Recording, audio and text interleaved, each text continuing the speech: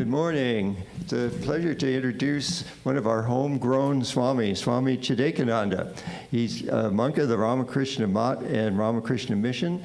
Since 2014, he has served at Advaita Ashrama in India and currently serves as production editor of Prabhupada Bharata, the monthly journal founded by Swami Vivekananda. In 2023 to 24, he spent a year at the Harvard Divinity School as the Hindu monastic fellow before returning to Advaita Ashram in Calcutta. An avid pilgrim, he has traveled extensively throughout India, Nepal, Tibet, including Mount Kailash, and has written widely on the pilgrimage mindset and the yogic approach to sacred places.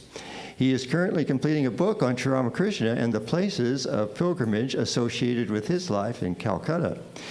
This lecture is based on his recent article, Beyond the Hype, What the Maha Kumbha Mela Taught Me, published in the Harvard Divinity Bulletin. And that article can be found on the Harvard Divinity Bulletin website. So, without further ado, Swami Chidekananda.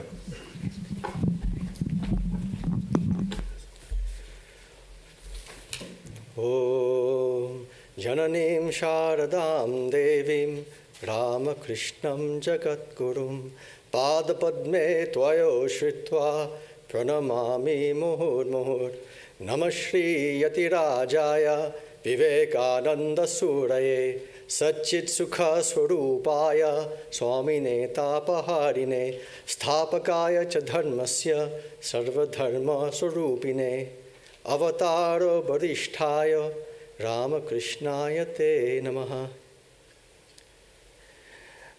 My pranams to Swami Sarvadevanji. He's in Santa Barbara, and all the monks here, and namaskar to all the devotees. So it's nice to be back to Hollywood. And so this is going to be about my trip to the Maha Kumbha Mela. Thank you.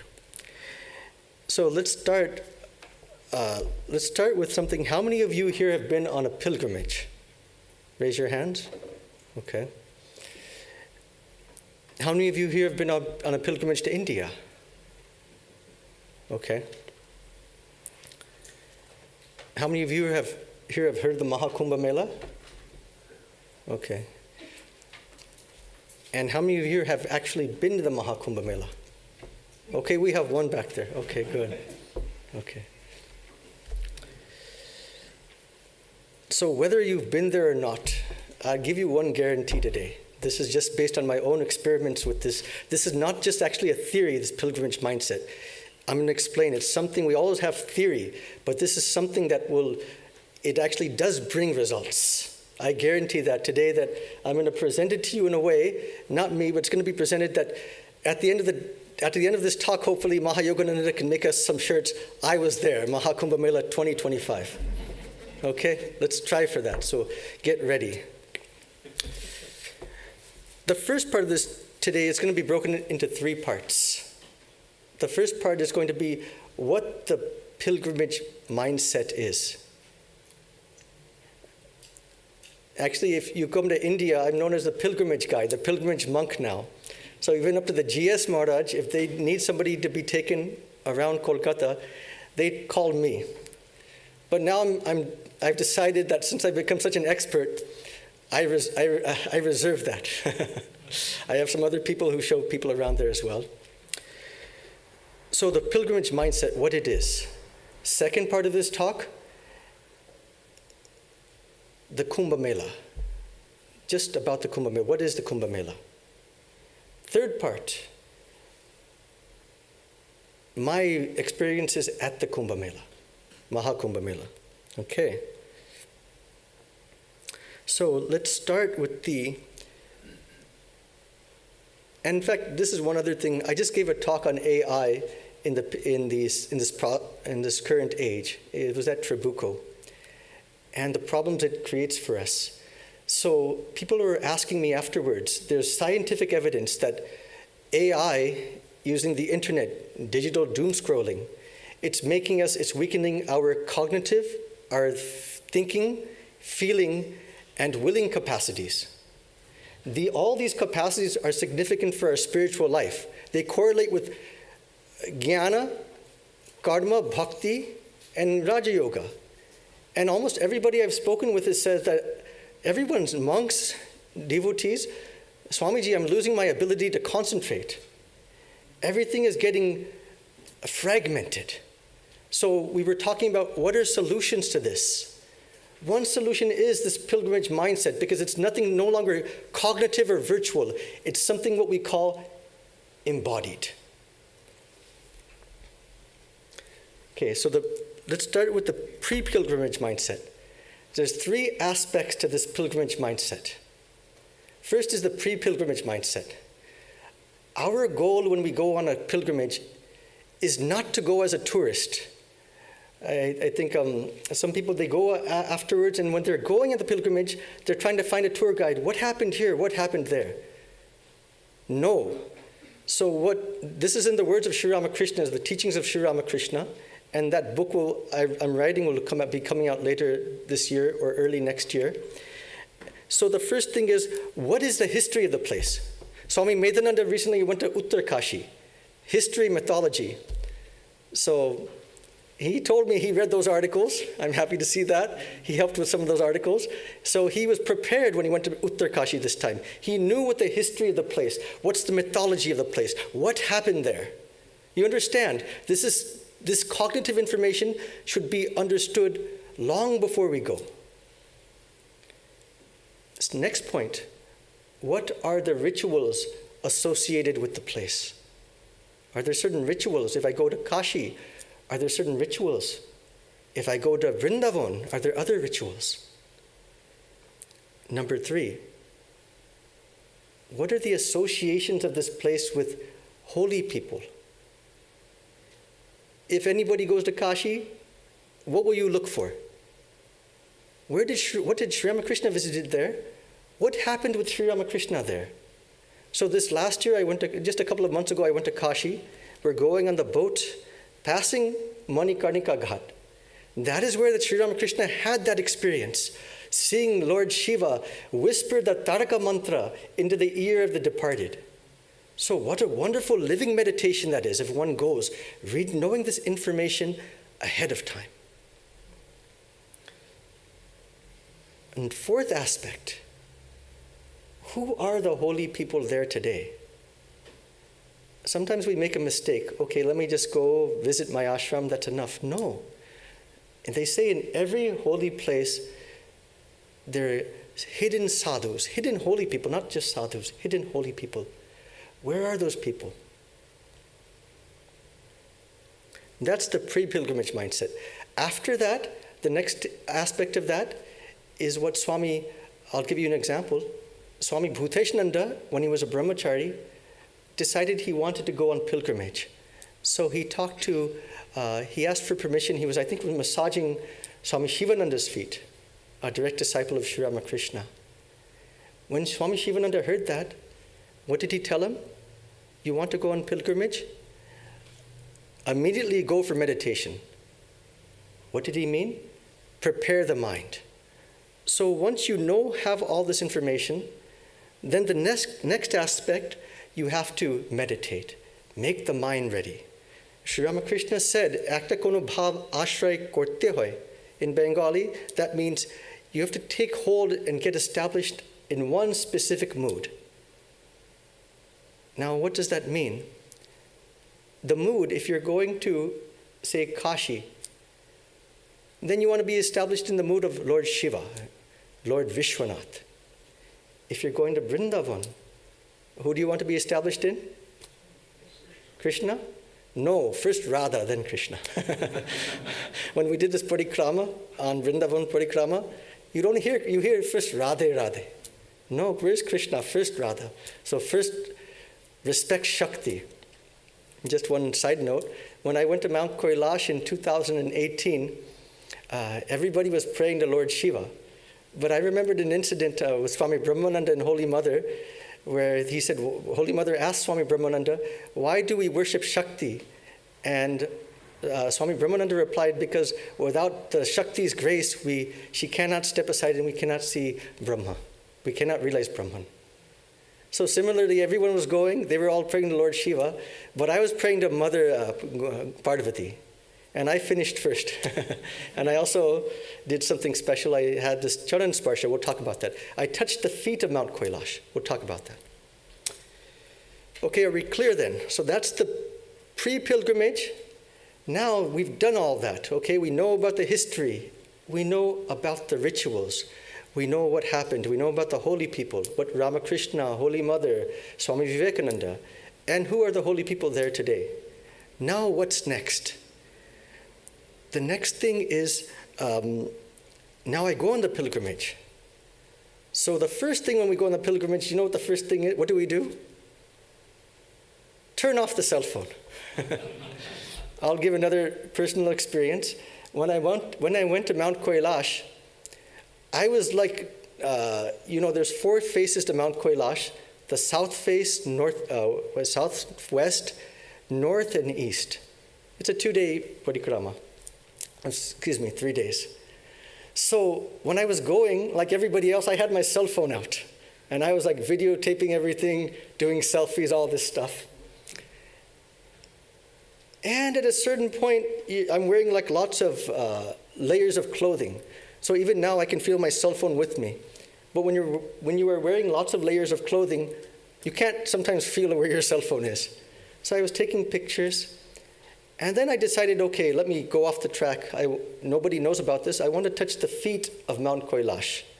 So I started walking more and more towards it. And suddenly I found I was using my video. Suddenly I found I lost my cell phone. And at that time, I had to make a decision. Should I go back and look for my cell phone?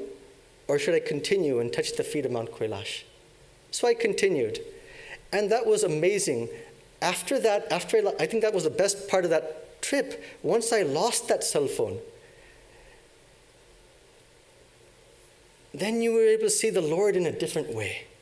It was almost like that was the grace of the Lord, that don't look at me through a filter, look at me through your eyes. In the Yoga Sutras, we have this in the Pratyaksha Anumana Agamaha Pramanani. So there's 3 different methodologies of proof in the Yoga Sutras. Anuma means inference. Shastras means the scriptures. And this is what we normally have in lectures. But there's one is pratyaksha, first-hand perception. So that's what it felt like at that point. So turn off the cell phones, engaging in this lila chinta. And the last aspect of the mindset is the post-pilgrimage mindset. I think in Bengali it's jabar kata, chewing the curd. The cow should chew the curd. Ramakrishna used to say that. In fact, there's a humorous incident about that. On one occasion, one of his monastic disciples, he was married at the time, so they went to Kali Ghat to see the Divine Mother. Afterwards, Ramakrishna went back to Dakshineshwar. The next day, he met that disciple, and he asked him, so what did you do after Kali Ghat? And the young boy replied, I went to my in-laws' place. And Ramakrishna replied, you did what? No, after you go to a place of pilgrimage, when you return back to your place, that's where the real pilgrimage begins. You know who this happened with? Sister Nivedita. What I'm talking about, this is this pilgrimage mindset. It's not in these words, but this is what Swami Vivekananda imparted to Sister Nivedita. So it's in the Master as I saw him by Sister Nivedita. So when they went, Sister Nivedita went with Swamiji to Amarnath. As they went there, some of you may know the story, Swamiji then, he went inside, he had an experience of Lord Shiva. And he received that boon that he'll choose the date of his departure from that day. So, Sister Nivedita saw Swamiji enter inside and return. And she saw that Swami Vivekananda was in a certain bhav. He had acquired something. So Sister Nivedita, rather than feeling happy, she became a little bit angry. Why? Because she felt that why didn't he not give her that experience? So she wrote in her own letters, she went into her shell. They're walking back, and she's not talking to Swamiji. And then Swamiji, on their walking back, Swamiji tells her, he called her Margot. Margot, I'm not Ramakrishna. I cannot impart that. Of course, we know he could, but he said something else. But you made the trip. The effect must come. What did that mean? And how did she understand that? So what did Sister Nivedita do? This leads us to the post-pilgrimage mindset. It's not only just reflecting upon it. Sister Nivedita took those experiences in Amarnath, and she kept writing in her journal. Finally, because of those writings, they came out in a book, Some Wanderings with Swami Vivekananda in Almora, and also The Master as I Saw Him, many things like that. And because of those journals, a few months later, she wrote in another letter, how wonderful were those times that we were with Swami Vivekananda. She had realized something. The effect had come full circle. So like that, when we return from a pilgrimage, we should also try to, write about it, make it come alive. Now, I want to talk about something else. This goes back to the pilgrimage mindset. Okay, so Swami Sarvapriyananda is coming in I think tomorrow. So he's a famous, for those of you who don't know, all of you know, a very famous speaker on Advaita Vedanta. So I have this experience sometimes. I sometimes attend the classes and I go, yes, I am that, Aham Brahmasmi, I'm that Brahman. But then, I leave the place, I maybe see my brother or somebody, I get in an argument. Where does that knowledge go? Really, you can try this. He's going to come. I wish I had a hotline to him at that time. Swamiji, this happened, what do I do? But I cannot even remember that at that time. The mind goes into its own unconscious modes. Now, one thing is that about the difference of a pilgrimage, when you engage in that pilgrimage, how is it different from a lecture? It's not only cognitive thinking. No. When you go, in fact, Swami Sarvadevanji, my father was saying the other day that he sometimes doesn't have good dreams at night. And Swami Sarvadevanji gave some wonderful advice, which I think helped a lot.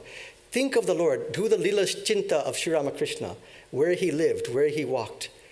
So I'm going to add one. We talk about this Lila Chinta, but I'm going to add one thing to that today, because I think that's incomplete. When we talk about Lila Chinta, it's always at the cognitive, intellectual level. But no.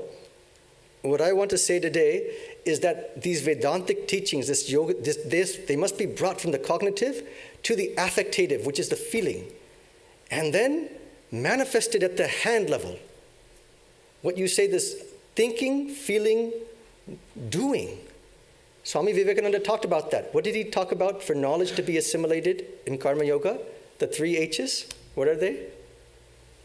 Head, heart, and hand. So when we go on a pilgrimage, we always say, I remember Swami Swahanandaji used to say that, darshana, sight. But I'll say no, not just, I'm going to add to it. Not just darshana. Sparsha. Sparsha means what? Touching. I touched that. Maybe 1,000 people went to Mount Kailash that day, on the day one. But I knew about the Charan Sparsha, about touching the feet of the Lord.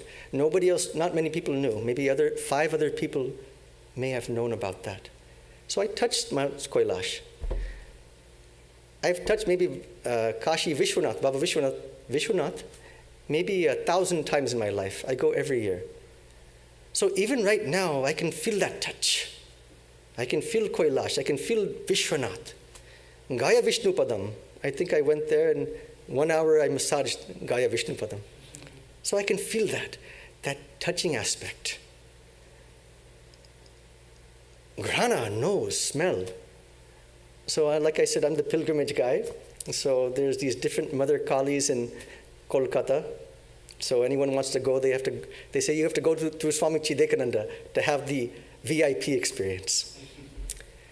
So even that smell, say Kali Ghat, she has one type of smell. Bhavatarni Kali Ma, she has another type of smell. Siddheshwari, Thantani Kali Ma, each has its own smell, each has its own sight.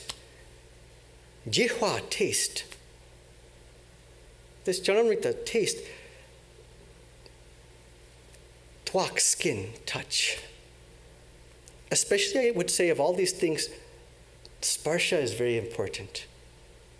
You know, in acts of intimacy, what is it about the other person? This touch, there's something very powerful about touch. In the Gita, it said, I think it's 5.21, that avoid touch because touch leads ultimately to pain and suffering. But we're putting something else on that. No, that touch can lead to something else. In addition to those, we have to also employ the 5 karmendriyas. Vak, speech. So if I go to, say, Kashi, I'm going to Om Namah Shivaya, Om Namah Shivaya. If I go to Vrindavan, Radhe Krishna, Krishna Krishna, Radhe Radhe, Radhe Sham, Sham Sham, Radhe Radhe. Every place you go, it has its own kirtan, its own song, its own bhav. Hands we talked about, grasping, touching. Pada, this circambulation. When I went to Vrindavan, they have this Vrindavan parikrama, circambulation.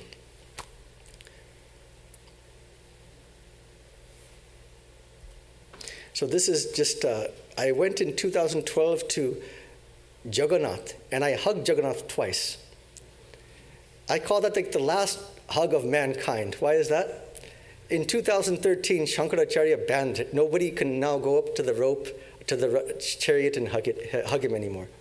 So Jagannath is the Lord of the world, Jagat Nath. So I remember I went with a few other sadhus, I think 10 other sadhus, and I think, Medana, do you know that who's in charge of the Goshala in Belur Yeah, I think Ravi Maharaj. Even one Swami came with us, and he went to the priest. At that time, you could climb on top the chariot and hopefully get up. So our Swami offered the priest 200 rupees for 10 sadhus to go up to the hug Jagannath. So the priest replied, with 200 rupees, you can get some bhajar mudi, some fried puff rice, but you won't get a hug up there. So this Swami, he took everybody back. So I didn't know what to do. Then there was like this one other Swami. He's a little tall Swami. He's a daredevil. He took my hand, let's go. So he's like over 6 feet tall. So he pulls himself up to the chariot and he climbs up. I'm not that tall, so I found like there was a Brahmin there, priest. So I gave him, I think, 200 rupees, which was a lot at that time, 2012. He helped me get up. And as I walked up, I remember there were all these people there.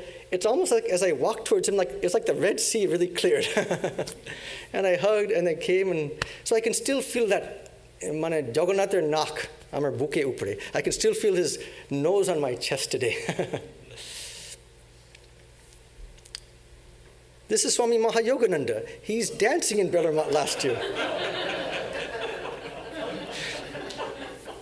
Again, engaging. He's in Belur Math. He knows the history of Belur Math. Swami Vivekananda started Durga Puja in Belur Math in 1900, 1901. He brought the Holy Mother there. And this is right, we're right in front of the Mother Durga. So I've never seen Swami Maha Yoganandaji dance before. I know he's like an expert pujari, but I can swear, and I think he would say too, the bhav he had there of Mother Durga is unlike any he's ever had since or before.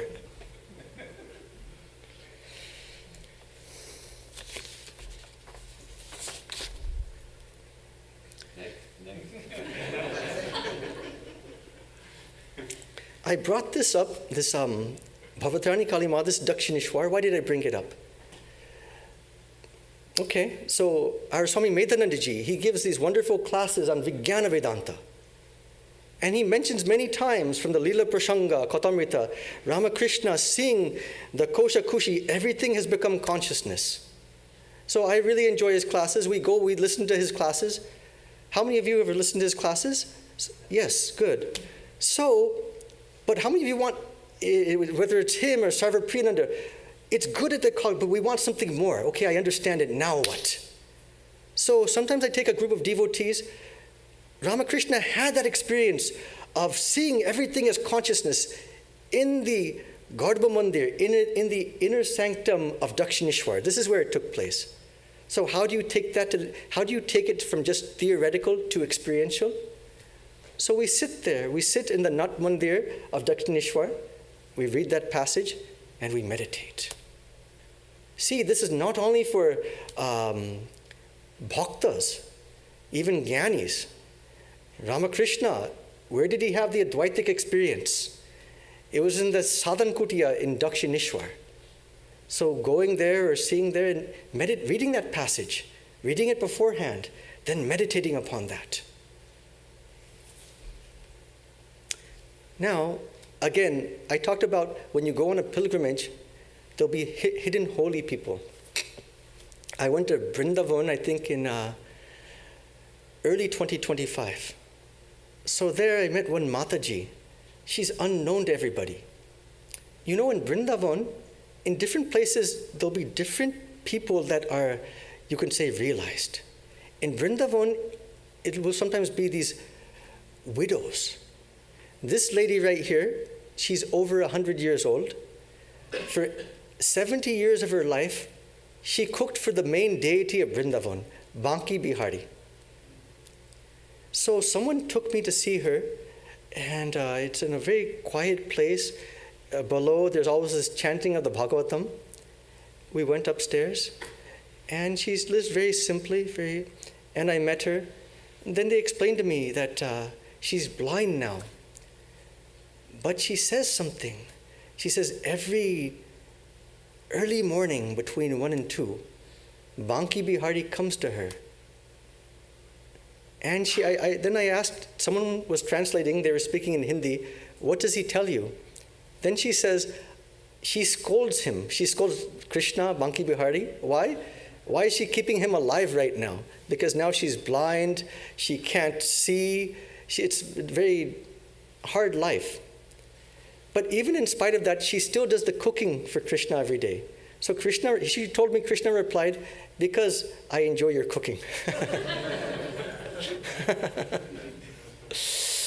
These are these hidden, if you prepare the mind ahead of time, there's hidden treasures everywhere.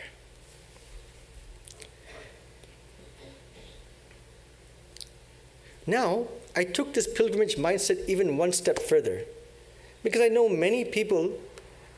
I used to take many people around when they would come to India, either from outside of West Bengal or from America and other places. And it was pretty amazing. Some people I would ask them, who is your Ishta Devata? Who do you like? So one devotee told me, Swami Vivekananda. So I arranged for her that she could go and sit inside Swami Vivekananda's bedroom in Bellarmont. I shouldn't say, that's just very private. And she meditated there, and she knew the history. So afterwards, the real joy, you see the emotion. Another person, Mayarbadi, they're a Holy Mother disciple. So I took them to the Holy Mother's place, explained the history. And so that's very fulfilling. You see them, they go, and they start weeping. It's maybe their first time visiting. Now, in pilgrimages, what I'm talking about, there's a subjective aspect and also an objective aspect. But not everybody here can go on pilgrimages, right? Not everyone can, for whatever reason. So is it possible, can we take it, what about virtual pilgrimages? Can they have the same effect? How many of you think it can? Raise your hand. Okay. How many don't? Okay. Don't. So I did my own experiments with truth with this. There's one devotee, she's Sita Mitchell, Arupeshananda's mother. So last year, she would, I wanted, somehow that desire arose in my mind. I wanted to give her a virtual pilgrimage of Mayarbadi Udbodhan, which is where Holy Mother lived from 1910 to 1920, the last 10 years of her life, and she passed away there. You can see right here, this is her bed, this place where she passed away. And this is where she did puja. Same floor is there. So I was showing her these things. Then made one insight actually. And it just came to me as I was showing her through the phone. See Mother's face right here? Can you see her face? Yes. This was taken in approximately 1910. She's doing the puja there. That spot is right here. Now, one description about Holy Mother is that even when she was old, when she would do puja, she would look like a bashful young bride. So if you look at her face, she looks, even though she's supposed to be, how old would she be at that time? 57, 58 at that time. If you look at other pictures of her taken in 1910, 1911, she looked very old. But here, if you look at her face, she looked quite young. A bashful young bride doing the puja of Ramakrishna. So when I mentioned these ideas to her, afterwards, when we finished the pilgrimage, I think Anthony was there, Arupeshananda was there, and his mother. She became unconscious. I think she was going through some type of chemotherapy or something. She became unconscious for about 20 minutes. So her son was just with her at that time. Then after about 20 minutes, she came back to consciousness, and her son, Mom, what happened? She said, the Holy Mother came to me. Then he asked, is she still there with you now? And not so much. So it can be done.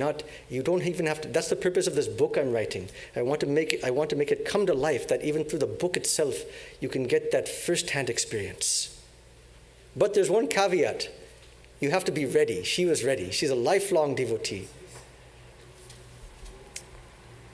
Just one smaller experience, then we'll get to Kumbha Mela.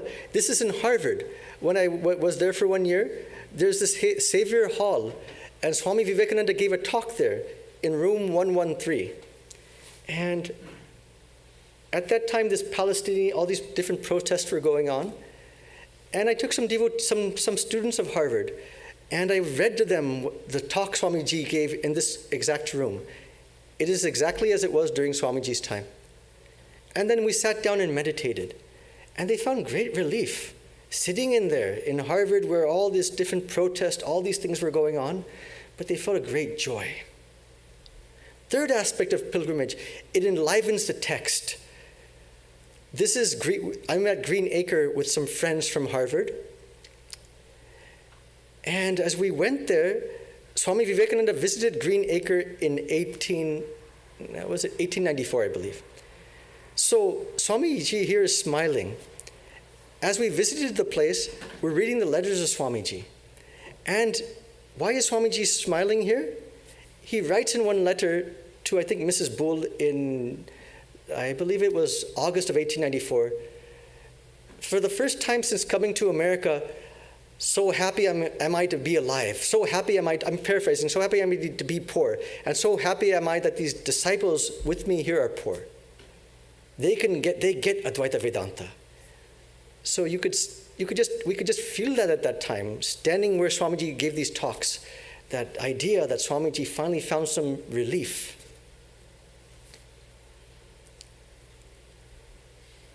Okay, now let's get to the Maha Kumbha Mela. Okay, you all know about the Maha. You've heard about it. Over 500 million people came, according to reports, during the 40-day period. 500 million people. How many people are in America right now? 330. How many? 330 million. So that might be more than, maybe at least 1.5 times the population of America. India, 1.3 billion, which means almost like 1 in 2. So you can see the people there. So let's apply this pre-pilgrimage mindset to the Maha Kumbha Mela. Okay, the first thing is this, you have these devatas and these asuras, these demons and these gods. They're churning this snake, and from that different gifts are coming out. They both want one thing, actually. Many things are coming out, but they both want, what do they want? Amritam, yes. So they do that, and it's kind of funny as they're doing that, when the Amritam comes, oh no, the demons get it first. So then Vishnu comes, and he appears as Mohini. He deludes the demons. He gets the Amritam from them and gives it to the Devatas. Now, this Amritam, this nectar, apparently fell in 4 places. Oh, by the way, this Mandar Parvat, this is where they say mythologically that the churning of the snake took place. So the Amritam fell in 4 places. Nashik, which is in Maharashtra. I've been there. There's a Jyoti Linga there, and also it's where the Godavari River starts. Just as in Gomukh, the Ganga starts, in Nashik, there's a place called Brahmagiri mountain, and that's where the Godavari River starts from. Nashik, Ujjain. This is called the Shipra River. And there's one Jyoti Linga, Mahakaleshwar, and also the one Shakti Peeth. Coincidentally, my mother was born there. That's why her name is Avantika, born in Ujjain. That's another name for Ujjain. Haridwar. How many here have been to Haridwar? Okay, those of you who've been to Haridwar, there's one place called Har Ki Pauri. How many of you have visited that place? That's where the Ganga Arati takes place. That's where they said another drop of the Amritam fell. And the 4th, which is where we're going to visit more, Prayaraj. Now, there are 4 types of Kumbha Melas as well. One is called the Magh Mela. That takes place every year, only in Prayaraj. Then there's the Ardha Kumbha. Ardha means what in Sanskrit? Half, yes. That takes place every 6 years in Prayaraj and Haridwar. Third is the Purna Kumbha. That's the full Kumbha. That takes place once every 12 years. It's based on different astrological calculations. But one important thing to know, it's not that if it takes place every 12 years, so for each site, does that mean it takes the Mahakumbha Mela, the Purna Kumbha Mela takes place once every 3 years because there's 4 sites? No. Each different site has its own astrological calculation, independent of others. And finally, what I attended, the Maha Kumbha Mela. That takes place once every how often? 144 years. So you can't say if you pass away, okay, maybe I'll do it in my next life. No.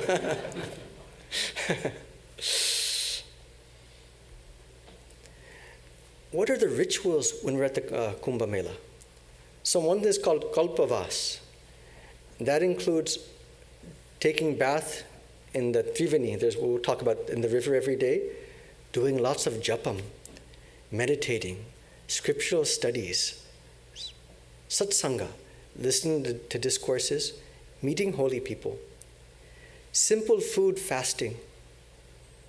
You know, in Yoga Sutras, tapas swadhyaya ishvara pranidhanani kriya yogaha. So they say that to make spiritual progress, this tapas, austerity, swadhyaya, self-study, study of the scriptures, and ishvara pranidhana, surrender to the Lord. And finally, we did this last one really well, living in temporary tents. So we did the austerity part quite well. What is the specialty of Prayaraj?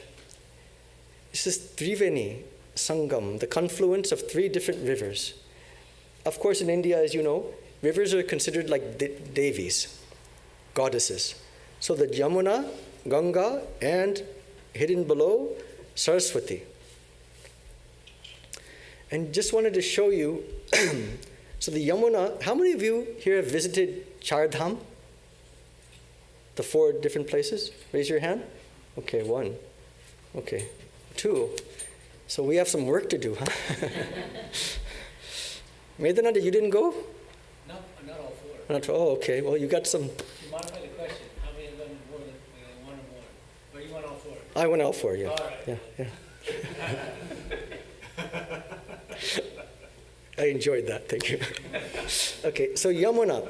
So Yamuna starts from Yamunotri. Okay, so she comes down, she meets Ganga in Prayaraj. Ganga comes from Gangotri, Gomukh. You can see it comes down here. Kedarnath, this Mandakini, she meets Bhagirathi. And finally, this Badrinath, this Alaknanda. So you see these three other rivers merge with the Ganga, and the fourth from the Char Dham merges here. How does that look like? You can see the actual color difference on this slide. Yamuna and Saraswati. So this is where everybody's aiming for. But how are you going to get 500 million people in that one spot? So don't worry, you can do it up to 12 miles. So you don't have to. What are the two different rivers? This is the Yamuna River. This is it right here, Yeah. and this is the Ganga, That's the Ganga. and the Saraswati is underneath. Got it. But just wanted to say one thing. When I was in Prayaraj, I visited something called the Saraswati Koop. So there's like a well that contains Saraswati water.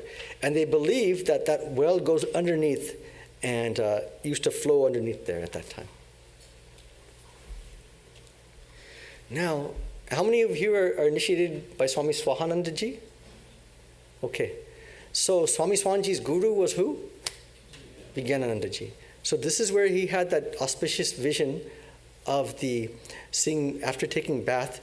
He used to take bath every day, and when he would leave, he one day saw like a girl with 3 braids, and that was the goddess Triveni. The 3 braids represent the 3 different rivers. Another auspicious thing took place when Ramakrishna passed away. So Holy Mother just didn't stay in Jairambati or Kamarpukur or Kolkata. She used pilgrimage to assuage her grief. So what did she do when she came to Triveni? She took the hair, she had some hair of Ramakrishna, and she kept that. She was going to drop that into Triveni. Then what she describes, it's like Triveni, the river itself, leapt up to get the hair. As if she felt that the river, as holy as it is purifying itself even more. Okay, now another couple of, I'm going to go quickly through this. These different akharas. In the Kumbha Mela, it's mainly for sadhus, but now everybody goes. But it's mainly for sadhus. And an akhara is a traditional Hindu monastic order dedicated to spiritual practice, preservation of sacred traditions, teaching and initiation, and protection of dharma. So many of you have heard of the Naga sadhus, the naked sadhus. Some of you have. So anyways, thousands of monks will be getting initiated into sannyasa at this time. Now, of these akharas, they're the ones that march. That they march on this what we call Sahisnan, the 4 main days of the Kumbha Mela, and there's this Juna Akhara. That Juna Akhara, they said Totapuri's, who is Ramakrishna's teacher, he belonged to this Juna Akhara. So we normally try to march with them. Juna, Niranjani, Maha Nirvani. One other point, these are all Shaivites, right, traditions. But you also have some Vishnus, Vaishnav traditions. And you have Udasin, Sikhs, Jains, Buddhists, non-Hindus. And one final thing, so on the day, we have 4 different days, they call them Sahishnan. And on these 4 days, they're considered the auspicious days when they feel that the nectar in the Kumbha Mela is most auspicious. So on those days, you'll have large processions, and they feel that if you can take bath on any of those days, you get liberation or immensely purified. Okay, just skip this. Just one final thing about this Dashanami. We have this 10 different orders in Shankara's tradition. And just a couple of things that struck me. This Giri tradition. My mother's family is initiated by a great monk named Bholananda Giri. He did his tapasya in Haridwar, in the mountains. So sometimes there may be some link or correlation between the order, or the name, and the disposition of the sadhu. Okay, now the final part, my own personal journey. So are we so far clear? We understand the pilgrimage mindset, right? Okay. Just a, Yeah. what is the purpose then of going to the Kumbha Mela? Why do you want to bathe at that time? Explain that. Yeah, so the purpose of the Kumbha, okay, what does Amritam? Amritam means what? Nectar. Nectar. So when the Devatas and the Asuras, why did they want to take that? What does nectar make? What happens if you partake of the nectar? Immortality, yes. So you can understand immortality in different ways. That depends upon how you look at it. But a true spiritual aspirant, they're walking there for what? For mukti. That to us is immortality.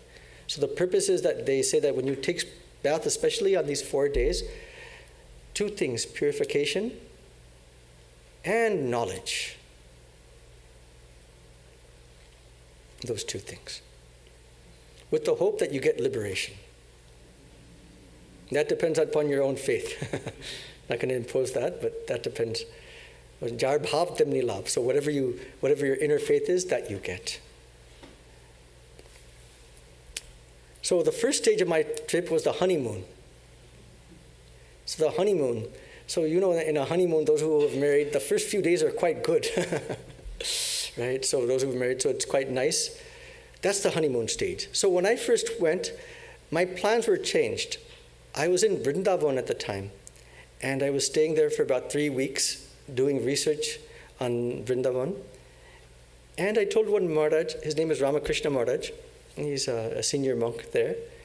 I just asked him, I had my plane ticket planned. I had 2 large suitcases with me. So my original plan was to take a plane or take a train to Kashi, keep my luggage in Kashi, and then take a vehicle to Prayaraj, which is about 1.5 hours away, 1.5 hours from Kashi.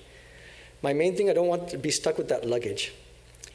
So then what happened, I told one monk from Vrindavan, hey, why don't you come with me? Then what he did, he arranged 2 large caravans, so it looks like all the sadhus were going. Okay, that's fine, but then I had to cancel my plane ticket, train ticket. But what about my 2 luggages? What am I going to do with these 2 large luggages? So then we went to, we drove in the car and we arrived. This is the tent we arrived in here. And I thought, okay, so when they leave, they'll drop me off in Kashi. My initial plan was only to stay there for 3 days, take 1 bath, and then leave. And that first day that's what happened. Like the first day we took bath, it was such a nice experience. It was just pure amritam. So I think I wrote in my article in the Harvard Divinity Bulletin, if I could have just stopped right there, it would have been a nice self-contained memory. How many days did you spend at the Kumbha Mela? Months, okay. So you went through the whole cycle. Yeah. So then what happened is that we took 3 baths, and that was that. So, and this is where all these sadhus staying together in one small tent. It's quite austere. We have to sleep on the ground, and during the day, for some reason, these tents, they don't protect us against the sun. One thing about India, there's not much distinction between the outside and inside. Here, you can clearly feel it. Okay, it's cool here, and outside it's different temperature. But there, I've hardly been in a building where I don't feel that distinction. Am I right about that, Maha Yogananda? Okay, so this seems nice for 1 or 2 days, but when you have to do it day after day, we don't get to choose where we're going to stay. Where did you stay, by the way? I was staying with the Naga Sadhus. Oh, Naga Sadhus, okay. Well, wow. So that was stage 1. Stage 2 is the knockdown. Stampedes, crowds, dust allergies, the food. Oh, it just became, I wanted to leave. I didn't want to stay there, but somehow there's no vehicle to get out of there. You have to stay. I have these 2 large suitcases. For me to get out, I would have to walk like 12 kilometers on this on this dirt road with these 2 large luggages, and then somehow try to find an auto rickshaw and then take a bus, and it's hard when you have 500 million people in one place. And not in one place, but over 40 days. So I was stuck there. So that leads to stage 2. Stampedes, crowds, dust allergies, physical food problems. You get sick of the place. It's like marriage or something, a long-term relationship.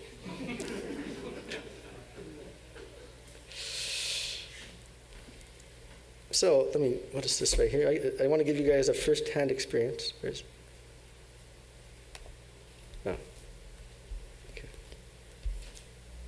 Okay, it's not playing. Anyways, there are lots of people there. And one thing that we did every day, we had to the first few days, early morning, I would wake up at 1 o'clock in the morning. And I would go, there's 12 different, they're called pontoon bridges. You have to cross them to get to the river. And so every day we would wake up at 1 o'clock in the morning, and there's 12 bridges, and there's security guards in front of each bridge. And so we're going, so I'm getting excited. Okay, we're going to take bath in Triveni. We go to one bridge. They said, no, this is not open. Go to that one. They go from bridge 1, they say, go to bridge 12, which is another kilometer down. We walk all the way down to bridge 12. That security guard says, no, go to bridge 5. So we feel like a ping pong ball. We're walking this way, that way at 1 o'clock in the morning. And it was very hard. It was very, very hard at that time. And even when you get on these bridges, you can see it's easy to have these stampedes. What happened on the day of one Sahishnan, we're walking across these bridges, these small bridges in the early morning, and suddenly a stampede takes place. You know how the stampede takes place? It's not some big people, it's these small village women. They hold hands together, and they just 5 of them hold hands, and they just burst through. They're like little tanks. And the thing is, when that's happening, if you fall down, you're done. It seems funny, but you can easily lose your life, which is what happened. If you lose your chappals, your footwear, just let it be. Don't look back. So all that was happening, so that's what, it just wears you down. So one day, and then we had one sadhu, Jagannath Maharaj, and so there was lots of stuff going on. And this is when you get there, you can see that people are taking bath, how crowded it is. The idea in America, we all love our personal space. So you can see that there is no personal space. And this is another picture of it, what's happening. So that was stage 2. Is stuck, cannot get out, tired of the place, tired of Triveni. So somehow, even though I did not want to stay there, somehow new sadhus kept coming, and somehow I kept being drawn back again and again every day. Stage 3, redemption. So what happened is that, let me see, you can play something here. It's not playing. It's okay. Go to the... Okay, it's okay. No, don't go to the thing right now. See? It's okay. Ball? It's okay. Anyways, we met different sadhus. One thing that really helped me, I talked about in the pre-pilgrimage mindset, who are the holy people when you're going to a place of pilgrimage? So different sadhus came. We would meet different sadhus of different orders. I think, Swamiji, when you were in Uttarkashi, you might have also met different sadhus of different orders. That's quite elevating, to go beyond your own comfort zone.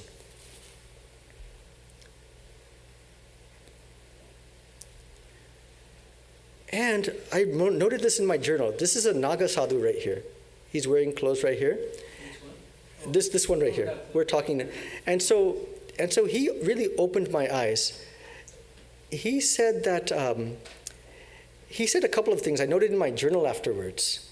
He said one thing, the original purpose of the Kumbha Mela, what was it? Now it became like a hype, a spectacle. But at that time, what was it supposed to be? It was actually supposed to be sadhus would get, sannyasins, all renouncing renunciants would get together from different traditions. They would sit together.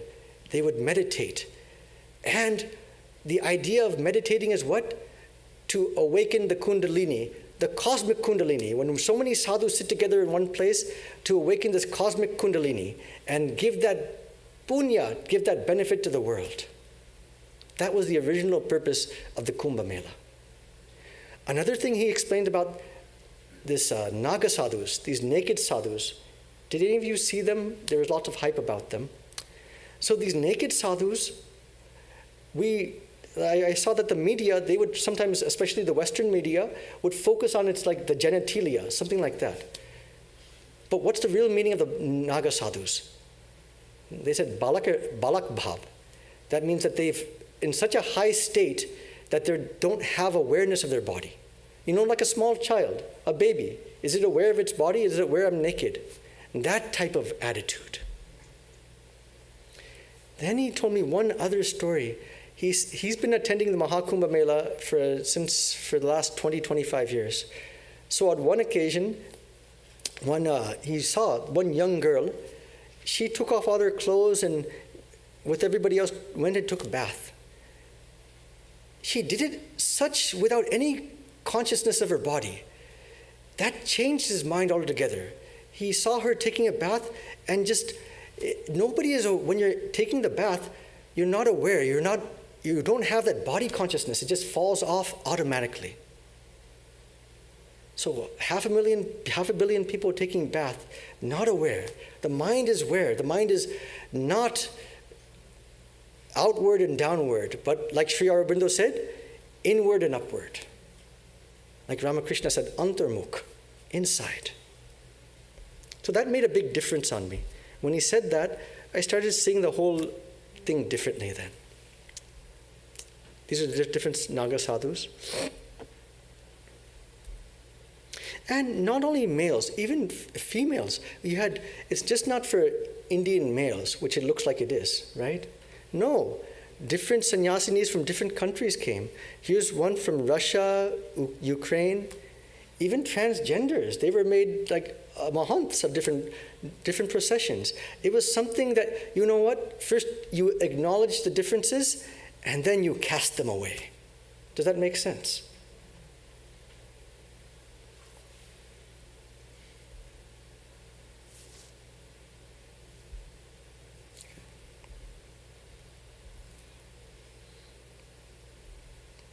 And then also another thing, sometimes at nighttime, you would see different sadhus, nighttime meditating. That was very inspiring too, just seeing that.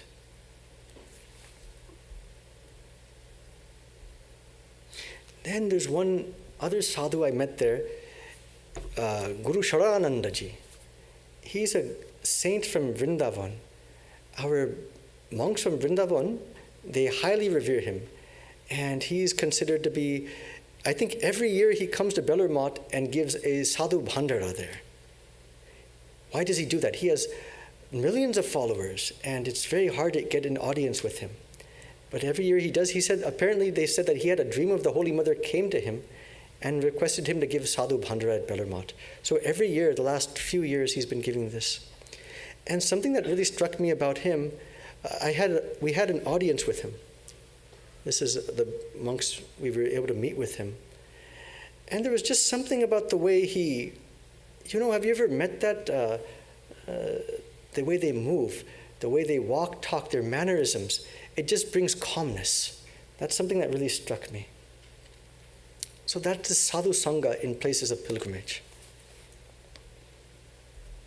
This is another picture.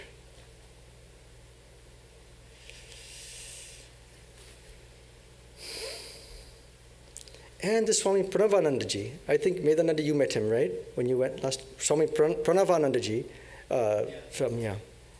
So he said, I think he's spoken in the New York Vedanta Society. I met him and I attended a bhandara at his place, at his quarters. And he just made one comment, which I noted in my journal.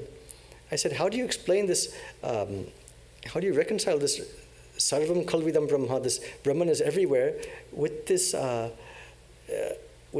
of the Advaitic idea of superimposition, that the world is nothing. Where is Brahman here or not? And he gave a reply that, you see, we're only perceiving this world through the five senses. That's why we're seeing this material world. If we had another sense, then we can perceive that reality. So that struck me.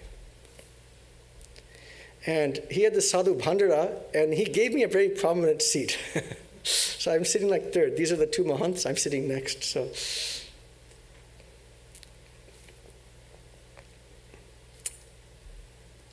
now, the last day of the Maha Kumbha Mela, that day, we're coming to the end. So that day, we all got up in the early morning. The first Sahi Snan day, it got cancelled because we could not, because of the stampede, people had died, so we could not take bath. So many sadhus were downcast. We were all very downcast. So because of that, my 3-day trip extended to 1 week, then extended to 15 days because there was another Sahi Snan day coming up on Saraswati Puja. So I stayed for that day. And so that final day, we've received instructions the night before. I don't think I slept the whole night. I think the whole night, in the background, this music is always playing, Sita Ram, Sita Ram, Sita Ram, the whole night. And I was praying with many other sadhus that we really want to take this bath. We were praying. So the next day at 2 o'clock in the morning, we woke up, we walked, and we took the procession. And all of us were prayerful, and we made it. We got to bathe in the Ganga. Now, when we bathed in the Ganga that day, I brought something extra just to make sure I could do. I brought some Manasarovar water from Mount Kailash. And as I went, you take these different baths, different dips. So I felt it's a really, up to that point, it's a lot of tension. Am I going to get there or not? There's a lot of people, you're fighting. All these different types of thoughts will be in the mind. Then once you enter the water, especially after you take that first dip, it's like all these worries, all these things just fall off. It's a great feeling of joy for everybody who did it. And after I took I took dips for everybody.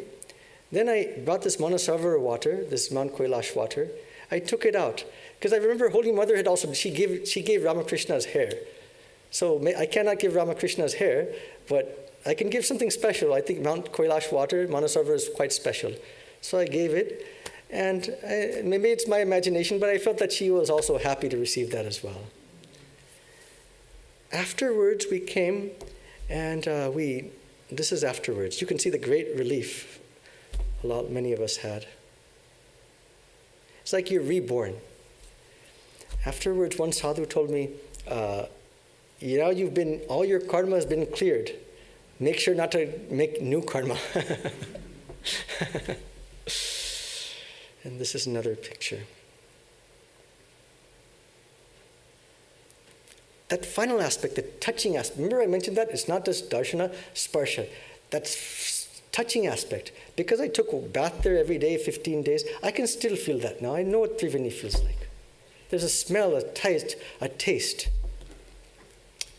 Okay, so with that, I thank you all for listening.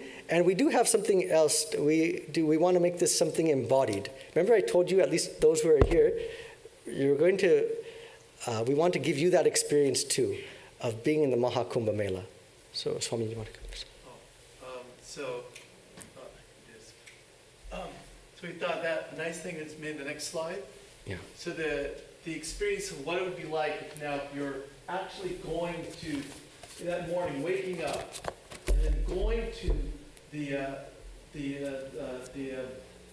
place there, the Sacred Divine Mother, to bathe in the Divine.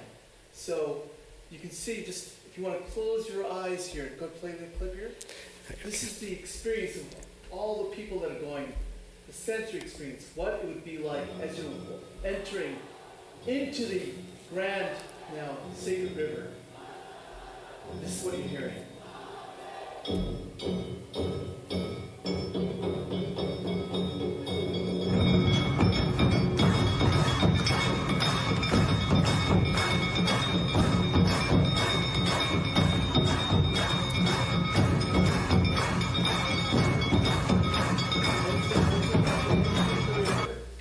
Feel the heaviness, all the karma that has come with you, the sensations you're feeling physically, what you're carrying with you, mentally, the limiting thoughts that's been ingrained within you.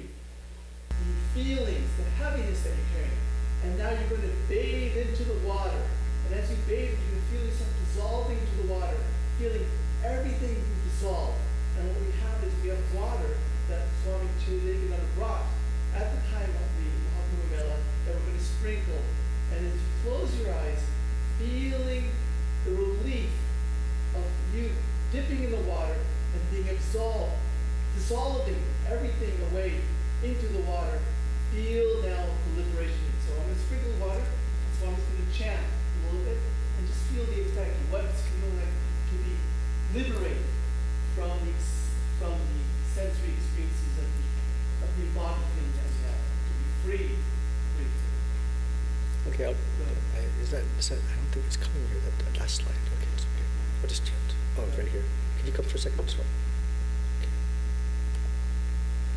Okay, this is from the Chandi, because the Divine Mother is not only liberation, but the Chandi is in the river Triveni. So I'll just chant a little bit from the 5th chapter as Swami's playing that. Is this Om coming?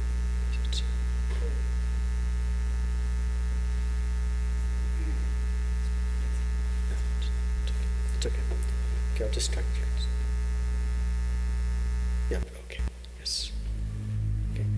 Om Ya Devi Sarvabhuteshu Vishnumayeti Shabdita Namastasye Namastasye Namastasye Namo Namaha Ya Devi Sarvabhuteshu Chaitanya Vidhiyate Namastasye Namastasye Namastasye Namo Namaha Ya Devi Sarvabhuteshu Buddhi Rupena Sanstita Namastasye Namastasye Namastasye Namo Namaha Ya Devi Sarvabhuteshu Nidra Rupena Sanstita Namastasye Namastasye Namastasye Namo Namaha Ya Devi Sarvabhuteshu Shuddha Rupena Sanstita Namastasye Namastasye Namastasye Namo Namaha Ya Devi Sarvabhuteshu Chaya Rupena Sanstita Namastasye Namastasye Namastasye Namo Namaha Ya Devi Sarvabhuteshu Shakti Rupena Sanstita Namastasye Namastasye Namastasye Namo Namaha Ya Devi Sarvabhuteshu Trishna Rupena Sanstita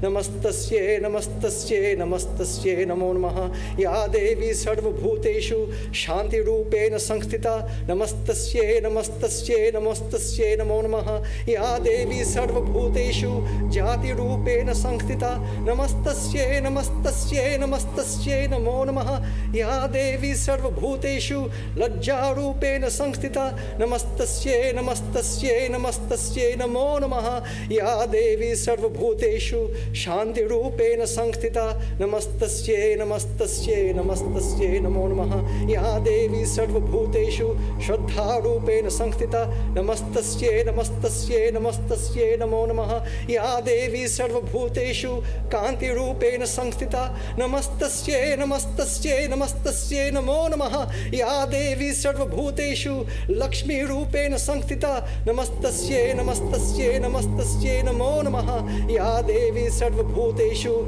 Viti Rupena Sanstita Namastasye Namastasye Namastasye Namo Namaha Ya Devi Sarvabhuteshu Smiti Rupena Sanstita Namastasye Namastasye Namastasye Namo Namaha Ya Devi Sarvabhuteshu Taya Rupena Sanstita Namastasye Namastasye Namastasye Namo Namaha Ya Devi Sarvabhuteshu Tushti Rupena Sanstita Namastasye Namastasye Namastasye Namo Namaha Ya Devi Sarvabhuteshu Mati Rupena Sanstita Namastasye Namastasye Namastasye Namo Namaha Ya Devi Sarvabhuteshu Bhranti Rupena Sanstita Namastasye Namastasye Namastasye Namo Namaha Indriyanam Adhishtatri Bhutanam Chakhileshu Ya Bhuteshu Satatam Tasye Vyapti Tebhye Namo Namaha Chiti Rupena Ya Krishnam Etat Vyapya Stita Jagat Namastasye Namastasye Namastasye Namo Namaha.